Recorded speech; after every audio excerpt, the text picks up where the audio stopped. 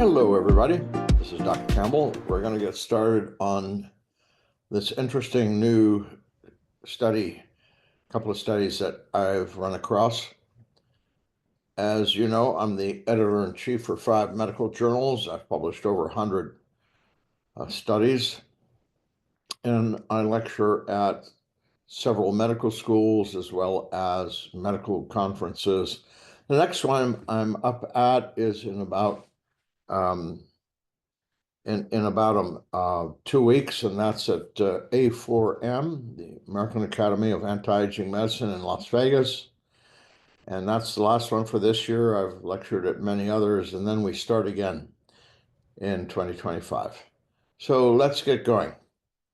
I want to talk to you about itraconazole because I got about 40 emails or more per day, 7 days a week, 365 days a year. Some of them ask, oh, is it safe? I hear it's got a this and that, and my hair's going to fall out, my teeth are going to fall out, and so on and so forth.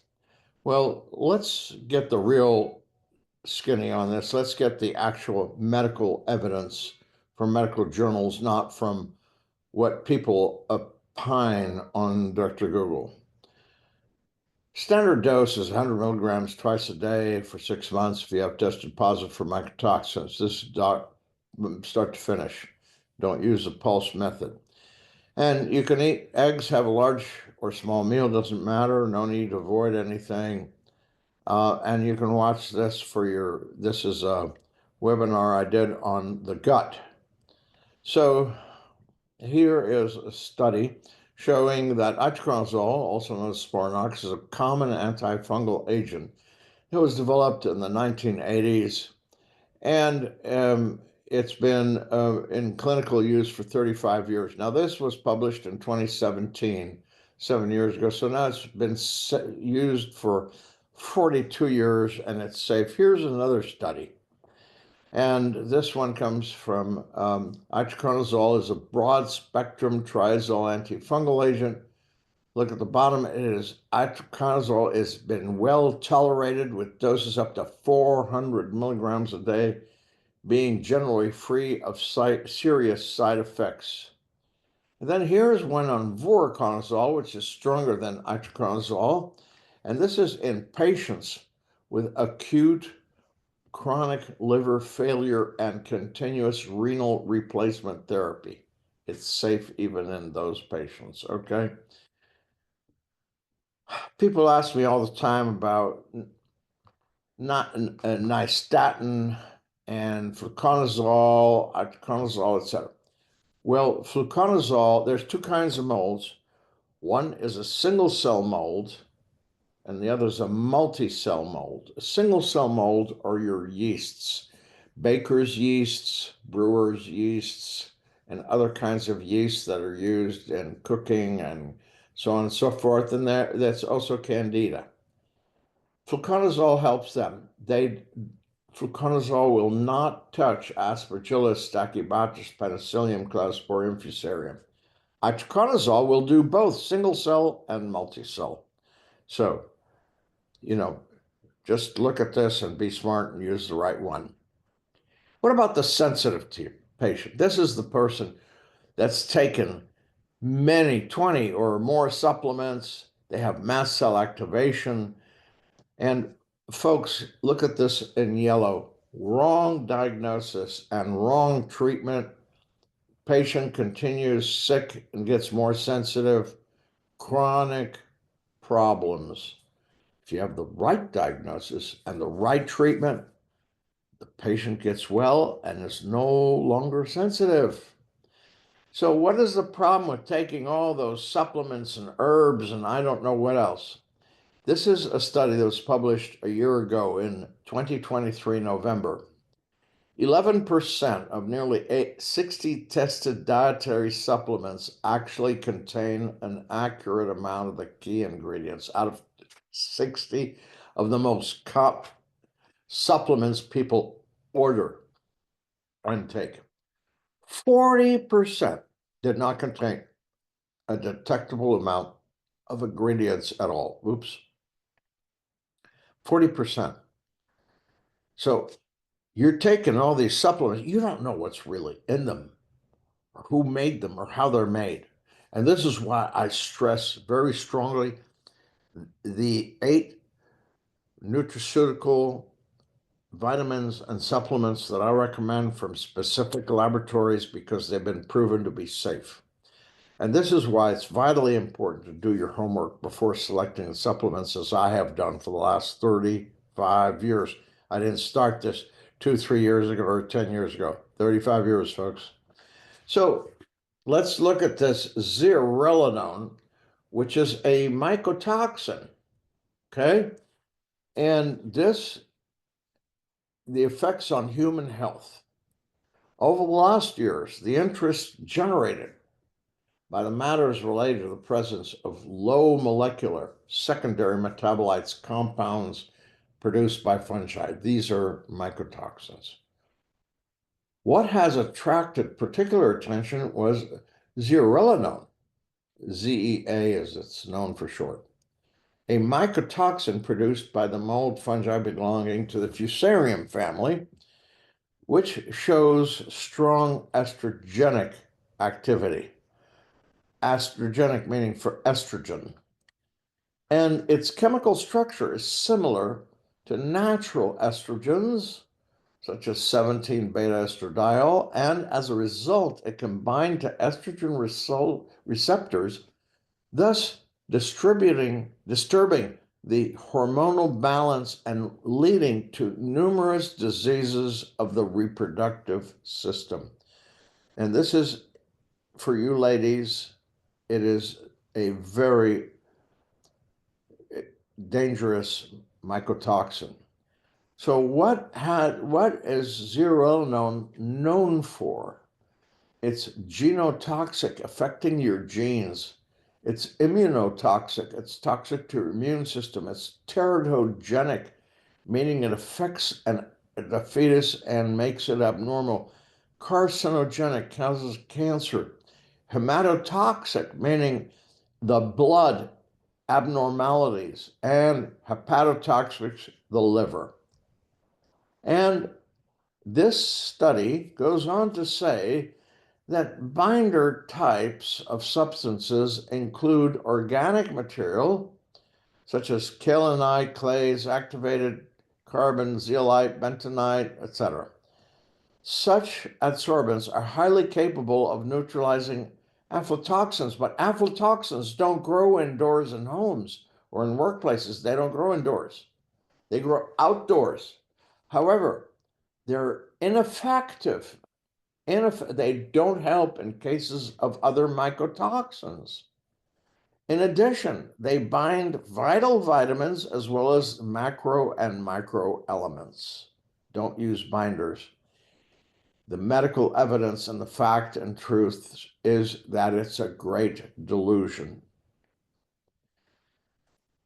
What about this other study? Some physical strategies, such as the application of adsorbent agents, binders, presented no sufficient effect against mycotoxins. You got it. So all of you who are taking the Shoemaker, Neil Nathan binders, and multiple supplements, pay attention, it doesn't work. But what you say, oh, I hear it's in foods. Well, look at the last 3 lines. An adult weighing 170 pounds would have to consume 14 pounds of oatmeal or 20 slices of rancid bread. Okay, so no, it's not in the gut. Here's something else I hear from a lot of patients. I also have Lyme, Epstein-Barr virus, cytomegalovirus, etc. If you're positive for mycotoxin antibodies, then the above tests will cross-react. The test will be positive, but you don't have the disease. Don't fall for prescribing medications and supplements because of the test result. Treat the patient, not the test result. And here is a published article I wrote on Lyme disease and mycotoxins, how to tell the difference between the two.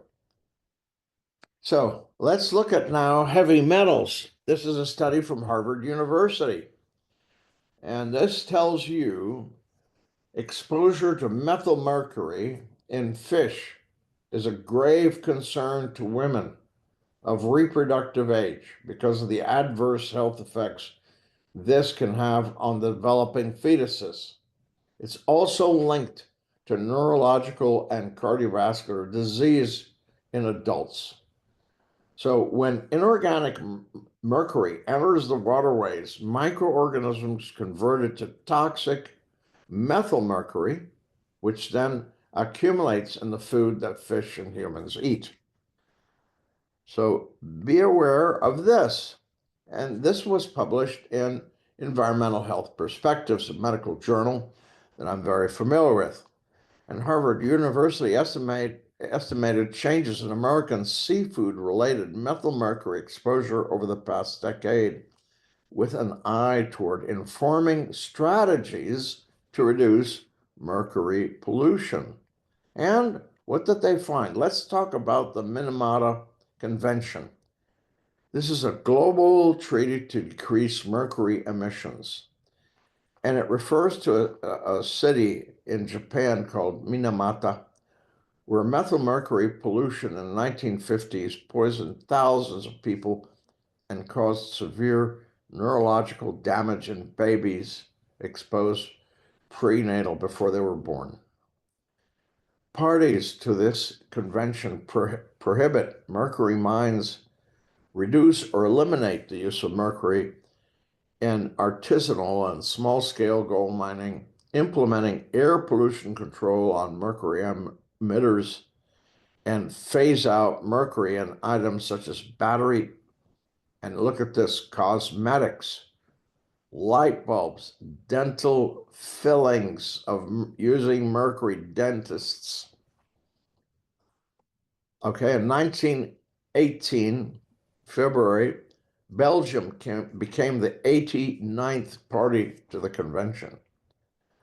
Just to let you know what all this is coming about. Now, again, in this study, based on the analysis, the authors estimated that between 2010 and 2012, seafood was responsible for 82% of the mercury intake in the United States.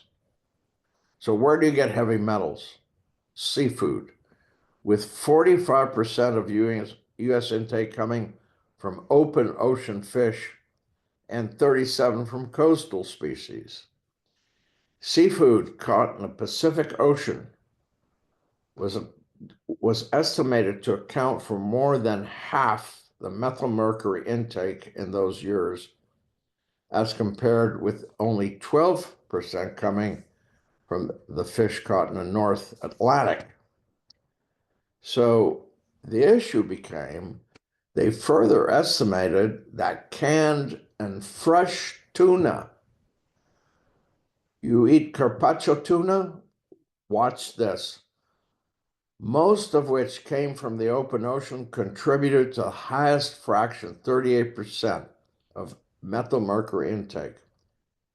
In contrast, shrimp provided about 10%, and farmed fish and freshwater catches, such as trout, each supplied 9%. And 3 other categories, pollock, flatfishes like sole and flounder and halibut, and freshwater catfish, that contributed 5%. And fresh and canned salmon, only 4%. So what was the conclusion? The authors note that tuna varieties used for fresh and frozen fillet often have higher methylmercury levels than varieties commonly in canned tuna.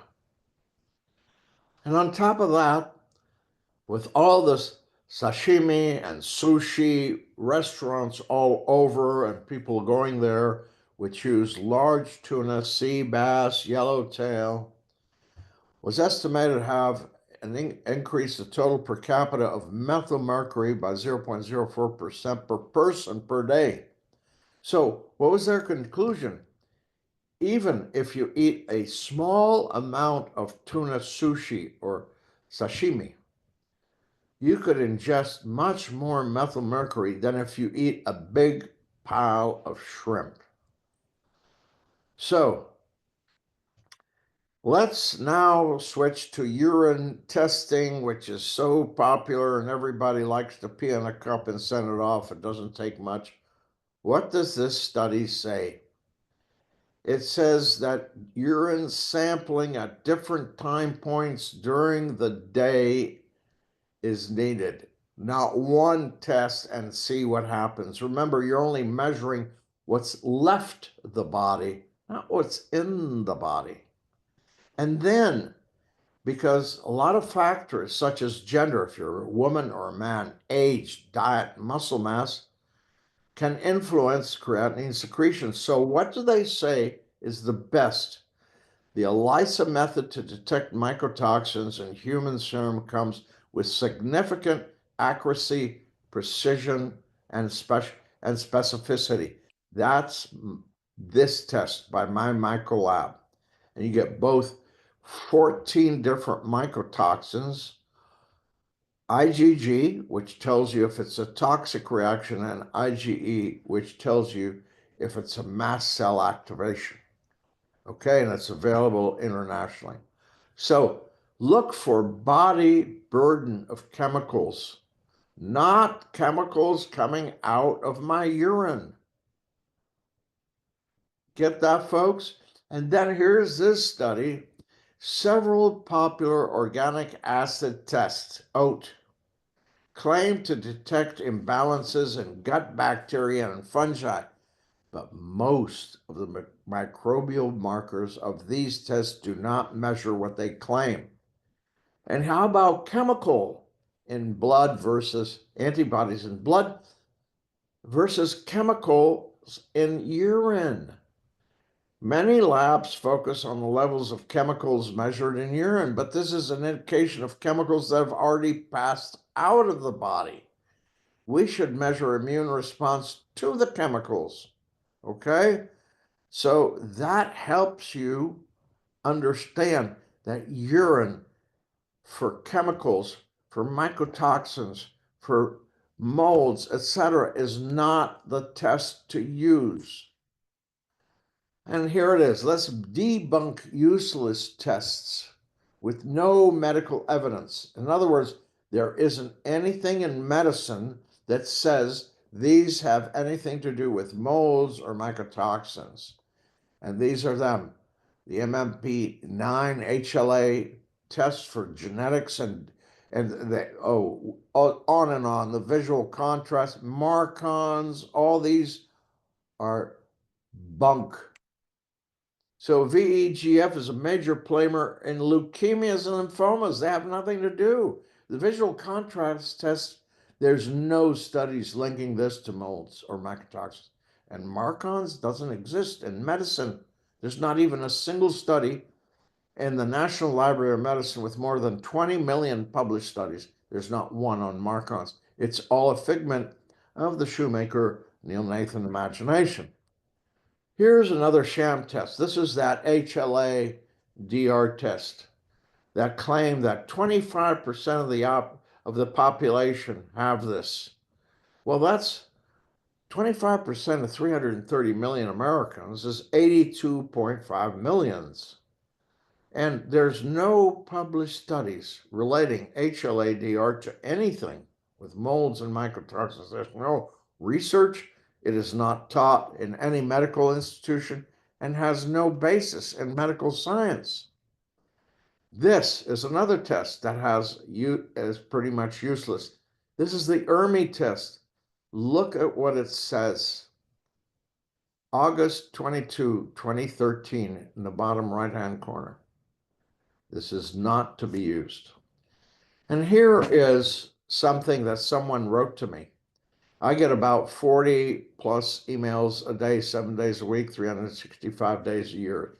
For the past 12 months, I've been sharing the MyMycoLab website with all my mold remediation clients and recommend they take the MyMycoLab test.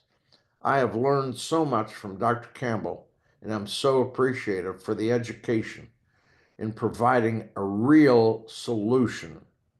I think it is finally having an impact with all the mold doctors who follow Shoemaker's useless binder protocol. I see many doctors, including Tom O'Brien, Jack Wolfson, now discussing mold more and more. I think Shoemaker has single-handedly held up the health of many millions of people around the world. Dr. Campbell is unraveling the damage Shoemaker and his followers have caused. Here's another one. This is from a patient. I've watched most of Dr. Campbell's webinars on the MyMycoLab website 3 times each. I'm a health coach and was working for a US group that had a Shoemaker mold protocol, which was useless. I stopped health coaching at that program and focused on mold remediation in people's homes, as I think so many of my sick clients had mold in their homes without realizing. And here's a win, another win. Just talked to another client, a man who was suicidal, overwhelmed, very ill, mold sick, fatigued, could barely function, not able to work. And now he is living the dream, working, feeling great, living life, ordering extra mycotoxin tests and extra kits to share. He is extremely grateful, as am I. Winning team works. So, folks, at the top, you have questions. Immune doctor. If you want a copy of the patient questionnaire, one of the studies that I published with Dr. Leonard Weinstock, a gastroenterologist, mold, mycotoxins, the brain, the gut, the misconceptions, Lyme disease and mycotoxins, etc.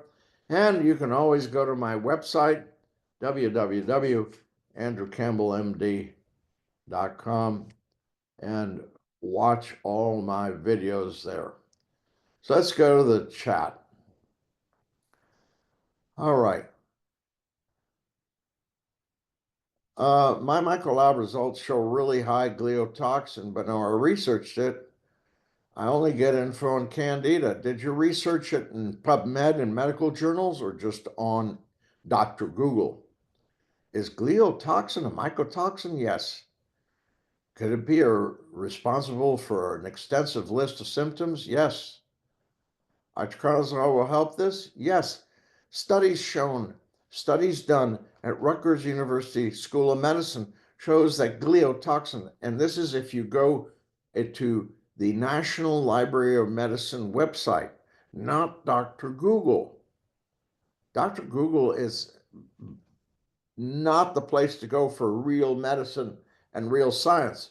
If you are going to have an appendectomy, you're not going to go to Dr. Google to find out what's going to happen to you, okay? So what I can tell you is Rutgers, this is just one study on gliotoxin. There's many, and it's in many of my webinars and many, if you get this mold, mycotoxins, the brain, the gut, and misconceptions, it's mentioned, it's written about in here, and there's many references. Rutgers University did a study on multiple sclerosis and found that 70% of cases of multiple sclerosis had gliotoxin. Okay? Thanks so much, Dr. Campbell, for your kind-hearted support. Is it okay, safe to be on a second 6 months? Why? You should do the test first to see if it's needed. Itraconazole has a longer half-life. Why can't it be used every day? Well, let me tell you something. There's medications that have huge half-lives, Xanax, things like that, because studies show that it should be taken twice a day. It's as simple as that. IgG results point to the extent of 14 different mycotoxins in one's blood. Are these same concentration that would be in one's brain or else? These don't say it's in the left kidney and not the right. It's not going to say if it's in the left side of the brain or the right side of the brain. It tells you what is currently in your body. It's called the body burden in medicine.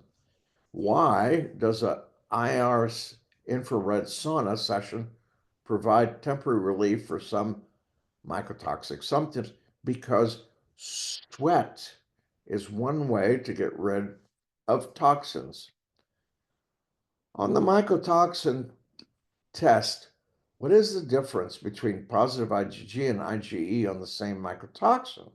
Does it mean the individual is in exposure and the other IgG mean past exposure? You can't generalize like that. And I've given many webinars going over that. So I suggest you look. IgG indicates a toxic reaction in general. It could indicate colonization. IgE is a mast cell activator, and it could mean going on a situation where it's current in your environment. Does consumption of any and all antioxidant-rich foods, e.g. kale, broccoli, etc., reduce the extent? No. It has to cross the blood-brain barrier. Itraconazole does. My son has high T2 toxin. This is the one used in biological warfare. Is this in food or in a virus? No. Mycotoxins don't come from virus, and they don't affect us from food, as I showed you earlier this evening in one of the slides. It comes from the indoor environment. It could be the school, it could be home, it could be the gym, it could be where you work. Does consumption of sugar, glucose, or fructose increase the concentration of mycotoxins in the brain? No. And conversely, does sugar elimination from diet reduce mycotoxin concentrations? No. I'd love to see Neil, Nathan, Shoemaker, and Dr. Campbell on Pierce Moger and debating mold. Well, let me explain to you something. Ask Dr. Neil Nathan how many studies he's published. And ask Dr. Shoemaker if he's ever published in what is known as a disreputable journals in medicine. And the answers will be yes. Disreputable journals in medicine exist, and these are basically journals where you pay them money and they publish whatever you want, but they're not in PubMed. You can't find them in the National Library of Medicine, etc. They're called predator journals. Look it up on the internet. If you want to go to Dr. Google, this is one thing that I will tell you to go see: predator journals. What is the precision, repeatability of the IgG test? 97%. Dr. Campbell, is the primary mechanism for mycotoxin antibody production the gel and Coombs hypersensitivity reactions? No. If not, what is the primary mechanism for IgG and IgE production? It is an immune response basically coming from your B cells, which then produce antibodies, and there's two basic parts of the immune system: T cells and B cells, and these come from the B cells. What form of vitamin C from Clear Lab do your patients benefit from? Not the ester C, just the plain vitamin C. What are your thoughts on IVIG? Many people think this is the gold treatment for pandas. The idea of many donors is a little scary because one does not know if they've had vaccines, etc. Also, many parents swear by antibiotics and have their kids on for 2, 5, 10 years, and then they say antibiotics were the key to being healed.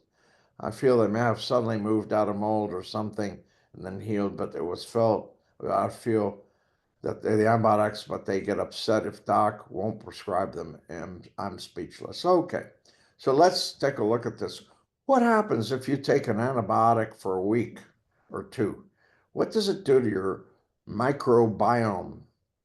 Well, it kills the good and the bad bacteria. What happens if you take it for a year? It destroys your microbiome, and the microbiome is where 70 to 80% of your immune system is. Okay, There's no medical studies or medical evidence or scientific evidence that you are to take antibiotics for all those years, okay?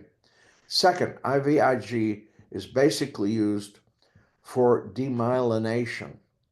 So know first in pandas, PANS, autism, Asperger's, you do the mycotoxin test. If it's positive, you do Array 7X with IRIX Laboratories.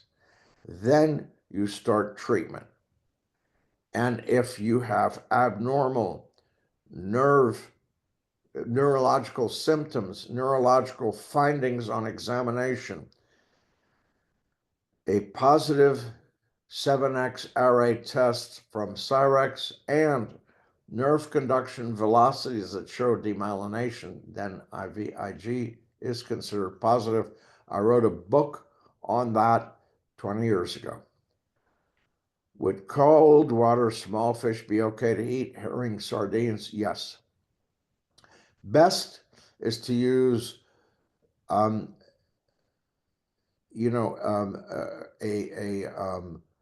fish oil from calamari. Is itraconazole basically an antibiotic kind of med? No, it's an antifungal. It kills. Molds make spores. Spores carry mycotoxins. You kill the mycotoxin, you kill the source of mycotoxins.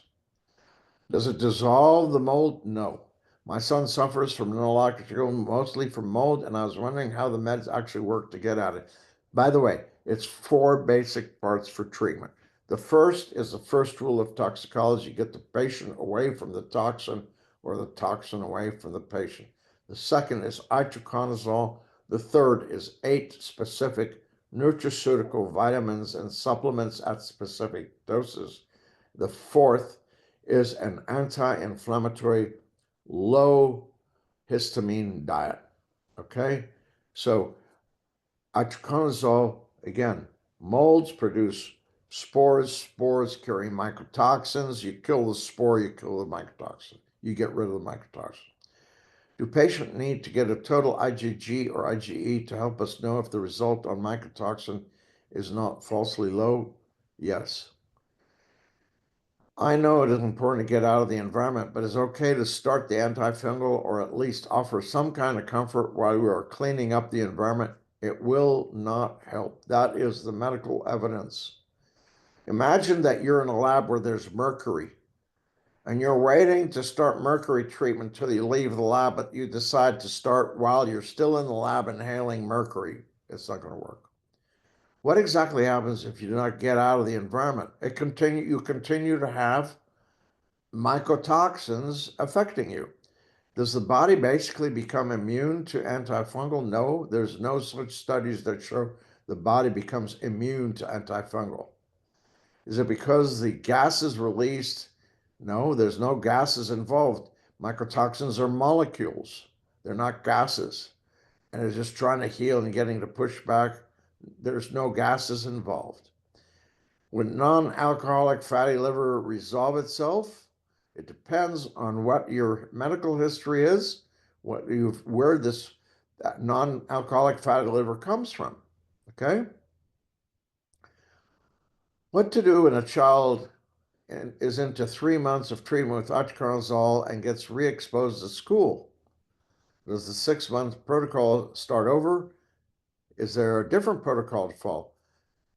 Again, 4 different parts. Getting away from the molds and mycotoxins, itraconazole, the 8 specific nutraceuticals, and the nutrition, anti-inflammatory, low histamine diet.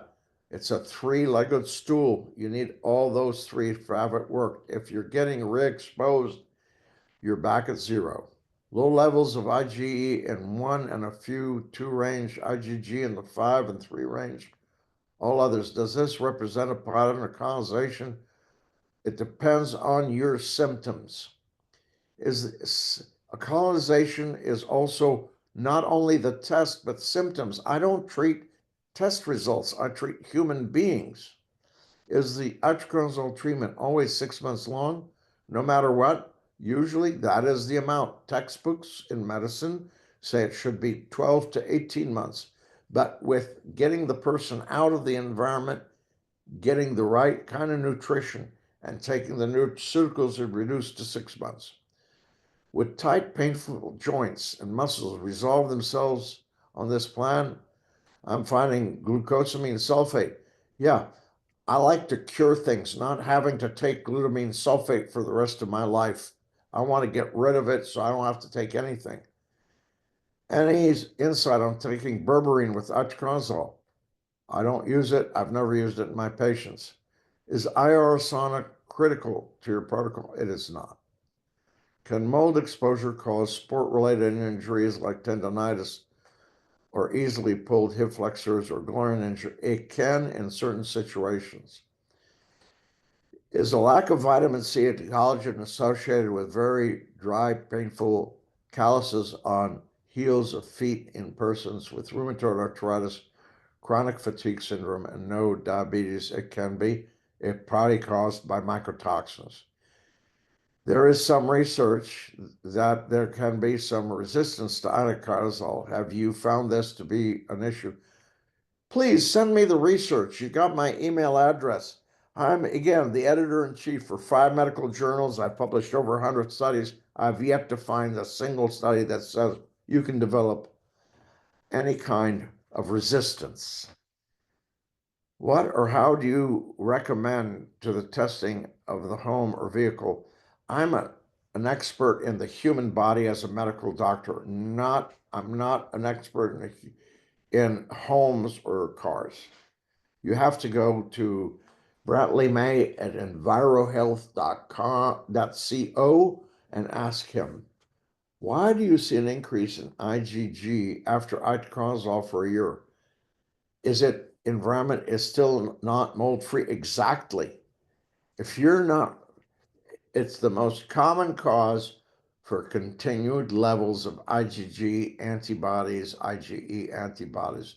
You're not free of the environmental molds, indoor molds. Do medications for MCAS impact MyMycoLab test results? No. Is scoliosis associated? No. Young man had a skateboard accident years ago. He has reason to believe the accident brought on scoliosis. No. I just wish we had more natural options. I have, in 35 years, not seen a single patient that came to see me for the first time. They've always come see me after they've tried everything, including oregano oil, all kinds of things. So if anything else would work, I would tell you it doesn't. When I review on PubMed, I see that there's some potential interactions between itraconazole versus various medications. For example, statins, calcium channel blockers, and all the cardiac medications. How do you put patients on these medications where they need to take itraconazole? There's a high number of studies that show that statins cause, number one, demyelination. Number two, that you should only use them for 6 months. And number three, that the push to put everyone on statins by the pharmaceutical industry is wrong. There's books on this, medical books. So I would say that forget statins. Yes, you just switch from, instead of a calcium channel blocker, use a different medication. That's all you do. Does modern tattoo ink have heavy metals or health risks? Yes. The pigment in tattoo is metal particles. So yes, that can have an impact on metals in your body. I don't understand how itraconazole will help eliminate mycotoxins from patients who are exposed to molds in their environment and are not colonized by molds. Very simple. Again, I'll repeat it. I said it before. Molds produce spores. Spores carry mycotoxins. You get rid of the spores. You kill the spores. You kill the source of the mycotoxins. Do mycotoxin cause an increase in breast size in women? We just discussed zearalenone in this program. Zearalenone is an estrogenic mycotoxin. It can do that, certainly. For someone with neurological symptoms, what sort of imaging would you recommend to determine the extent of the damage due to mycotoxins? SPECT scanning, SPECT scan. Do mycotoxins cause sweating and hot flashes, heat intolerance, need for cold weather? Remember, what I just discussed is the issue of zearalenone, which is highly estrogenic. So you're going to have sweating, hot flashes, heat intolerance, and all kinds of problems. Yes. Hi, Dr. Campbell. Is the primary mechanism of mycotoxin antibody protection the the Gell and Coombs hypersensitive reaction? No. What is the primary? Well, as I discussed it before, it is basically a B cell reaction. There's two major cells in the immune system, T cells and B cells. I'm sure you heard it by now because it's earlier in the program. I've got an immunology textbook that say B cells can only make antibodies to small compounds through the hapten carrier effect, which is not NA to the MyMycoLab test. It's an ELISA test. That's why it works. That's what you're missing. Is there any precedent for B cells to make antibodies to small chemical compounds? Yes, there's a number of publications. I mean, I'm talking about 1,400, 1,300, 1,400 on that in PubMed. Been taking itraconazole for a couple of weeks, feel worse than ever. Is that normal? Are you taking the whole treatment and are you no longer being exposed? Can mycotoxins cause an elevated thyroid peroxidase antibodies, elevated T3 verse, but all other thyroid levels are normal with no other signs? Mycotoxins are well known to produce thyroid antibody reaction. Mycotoxin antibodies bind to human tissue and trigger autoimmunity. In other words, problems like Hashimoto's thyroiditis. You treat the mycotoxins, the thyroiditis, autoimmune thyroiditis, Hashimoto's goes away. Thank you for educating us. How many days does a 6-year-old child need to be away from the exposure in order to retest her blood before starting? Anytime. It's not affected by exposure. I want to prove whether the mold is actually gone at her school before I treat. It won't be affected by time away or anything like that. Does mycotoxins cause memory loss or forgetfulness?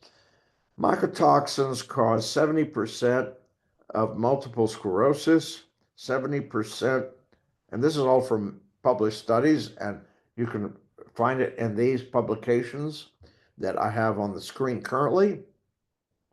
70% of Alzheimer, 90 to 95% of Lou Gehrig's disease, which is also known as amyotrophic lateral sclerosis, and 60% of Parkinson's disease. So yes.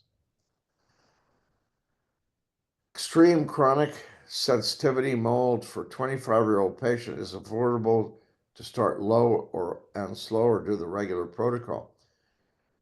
Make sure there's it's the 4 steps that I mentioned before, and you can start off and have no problems. Have you seen demyelination reverse or get better for patients? Yes, as a matter of fact, there are numerous studies that I've published on that starting in 2004, 20 years ago. It's a chapter in a medical book on how to reverse it. Amphotericin B nasal spray when needed for sinus mold. How long should the person take it? At least 3 months. My doc said I shouldn't be on itraconazole for longer than 3 months. Do you agree? I don't know anything about you, your age, your sex, any other medications or diseases that you have, etc. How does the body rid itself of mycotoxins? These are molecules. It just gets rid of them through sweat, urine, and stools. Thank you, Dr. Campbell, for tonight's tea time. You're very welcome. Thank you for saying that for me. How slow of a time for an ADH deficiency to go back to normal? How soon without itraconazole would notice the first signs of decreased thirst? When can I expect the thirst to be normal again? Usually 2 to 10 weeks, 3 months at the most. Is ADH issue with mycotoxins pituitary or kidney directly? Both. Do mycotoxins cause glioblastoma? Yes. Can mycotoxin cause hypothyroidism? Yes, they can. And they do. And there's numerous. Folks, go to my website, and at the top of my website on media, click there, and you have access to all my videos. And in my videos, I give all this information that you're asking me here today, this evening. So, yes, it's all there. And there are studies that show you treat the mycotoxins, etc., your hypothyroidism goes away. What are my thoughts on low dose naltrexone? Is there any benefit? Depends on a case by case basis. Is dairy a histamine food? Dairy contains a protein called casein, so it depends on you. It's not a general one size fits all, everybody gets the same shoe size. Your shoes may not fit me, just like my shoes may not fit you. It has to be on a case by case basis. All right, let's talk about bladder. We know that mycotoxins cause interstitial cystitis, and that is a feeling like you have a bladder infection constantly, okay? Um, Taking itraconazole and supplements, and my bladder is worse than ever. On a low histamine, etc., and low oxalate diet, you need to be away from the molds and mycotoxins in your environment, and you need to do the other parts as well.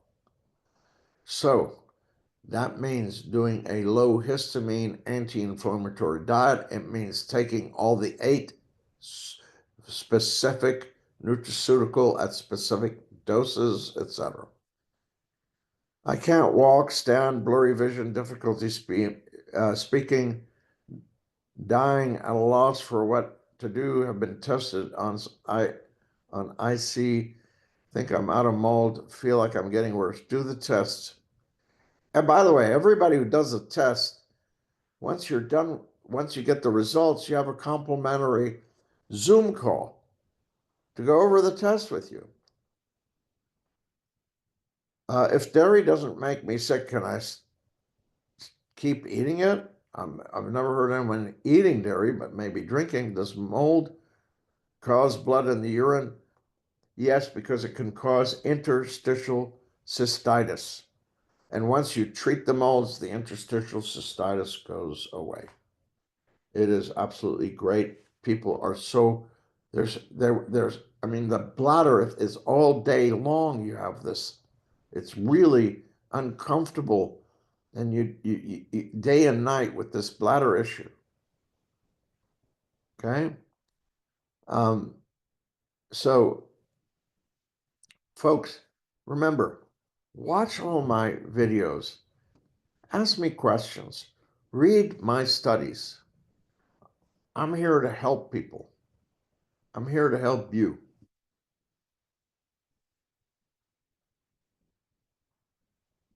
Will yarn skeins catch mycotoxins? Anything that's organic can catch the spores that carry mycotoxins. So things like towels, pillows, pillowcases, sheets,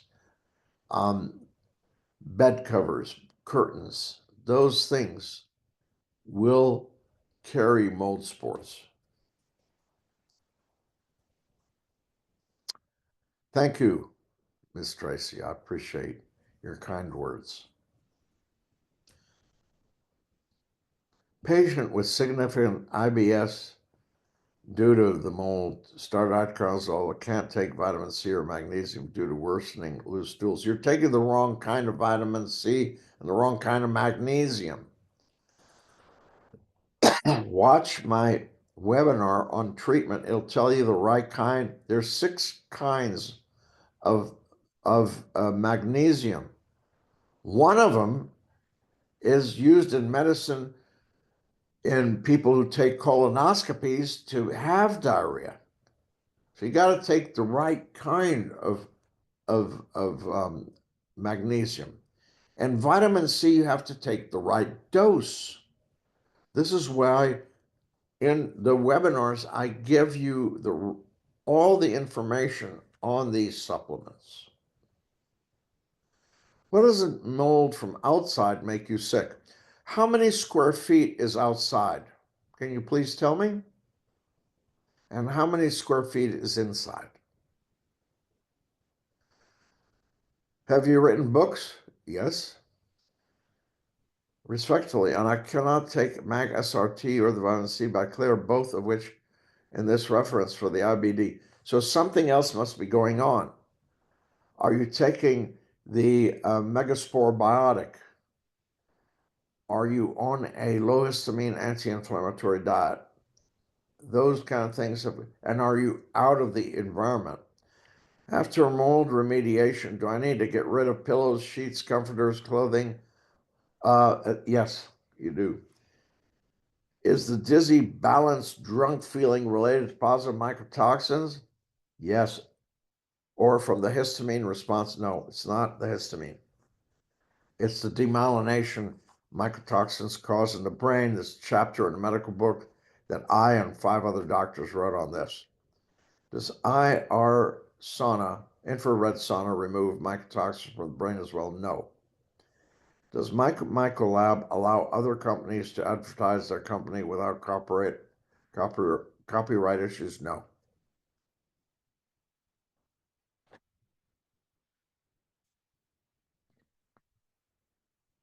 All right, we're getting towards the end.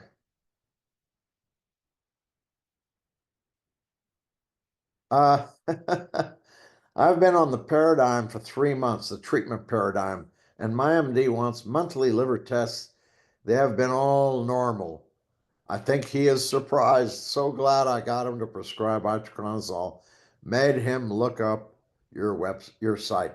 Folks, in the beginning, I have to be honest with you. When I first started this 35 years ago, I did liver function tests every 2 weeks, then every month because nothing changed. Then every 6 weeks, nothing changed. Now I do it every 2 months just to be safe, and I'm still waiting for the first one. Okay? So, yeah. Um, um, it's not the name of the medical book you wrote that speaks on MS and mycotoxins. No, I didn't write a book. What I mentioned was a study done at Rutgers University, and it's mentioned in the article that I wrote with Dr. Weinstock, molds, mycotoxins, the brain, the gut, and misconceptions.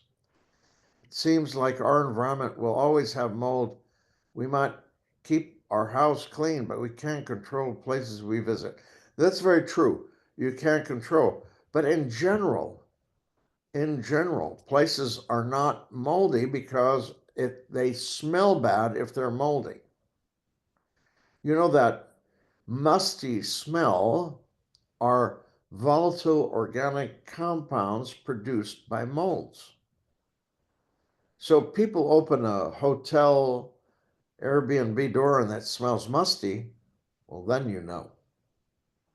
But what hotel wants you to open the door and have musty smell? So they're careful about that. How to find a provider to prescribe your protocol who is not very expensive. Let me give you a website to go to. Mold Mend, MOLDMEND.com. Okay. Low body temperature. And okay, so what is the question? Low body temperature for what?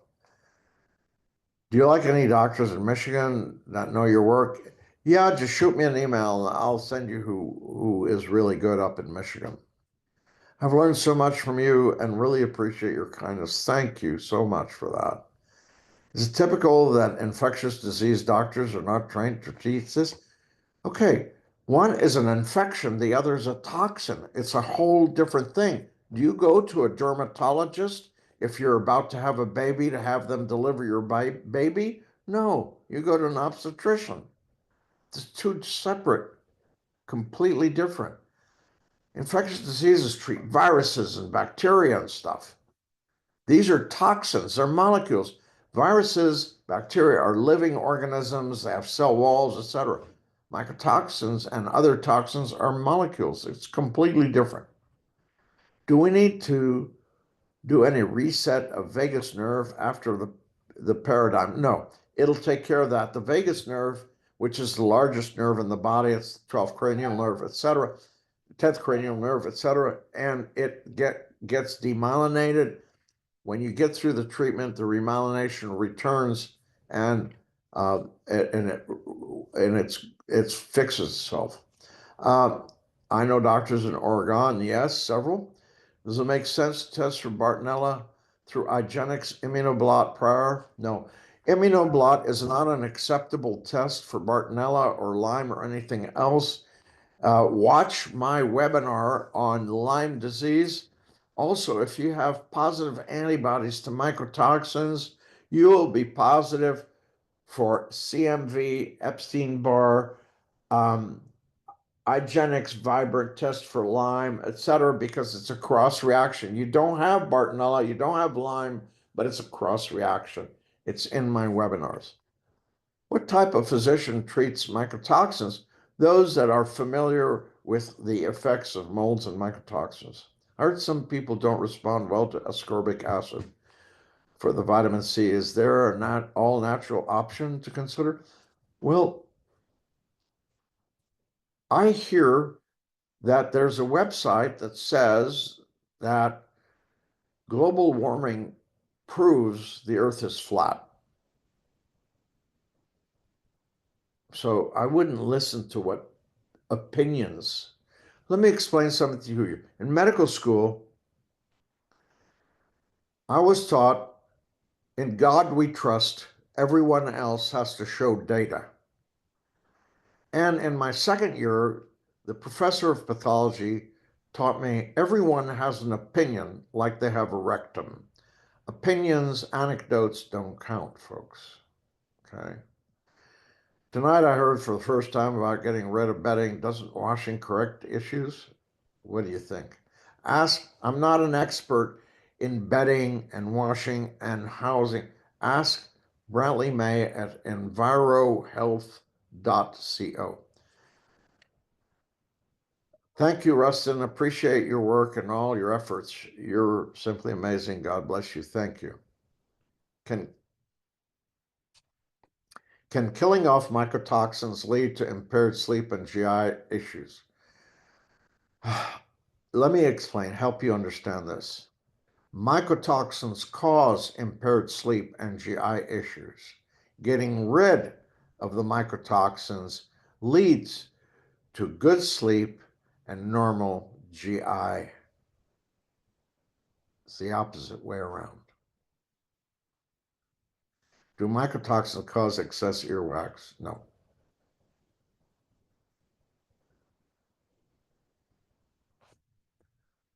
All right, folks. The hour is upon us. Please go to www.andrewcampbellmd.com. At the top of the page, click on media. Watch my webinars. Read these studies. They'll show you what is the medical and scientific evidence, not what is popular, not what is basically in all social media, which is basically opinion. I tried this and it really helped me, and all my hair grew back, and I felt beautiful, and it made me 20 years younger. Those are opinions. Excuse me. We'll be able to re-listen to this webinar. Yes, in a couple of days, it'll be posted on YouTube. So if you go to my website, click on media, by Friday, Saturday, it'll be on YouTube, and you can watch it all over again. And there's many more. And remember, I always give the references. See all these others, the Neil Nathans, Shoemaker, if they give references, medical reference, they don't, because they don't have any. I do, because I know I read medical journals, and I teach at medical schools, and I lecture at medical conferences.